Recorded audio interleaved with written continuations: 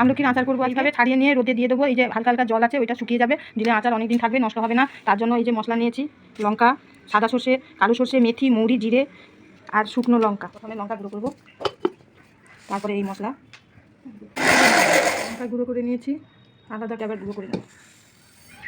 এই যে মশলা এইভাবে আমলকিগুলো রোদে দিয়ে একটু শুকনো করে নিয়েছি যাতে অনেক দিন থাকে। কড়াইতে তেল দেবো, তেল দিয়ে দিলাম সর্ষের তেল। আমি একটু আচারে ফোড়ন দিই, এরপরে হিং দেবো। আমলকিগুলো তেলের উপর দিয়ে দিলাম,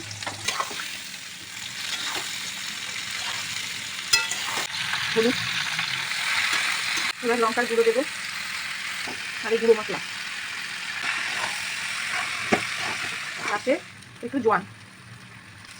আপনারা এইভাবে করতে চাইলে বেশি করে তেল দিতে পারেন, আমি বেশি তেল দিলাম না, শুকনো শুকনো করে করলাম।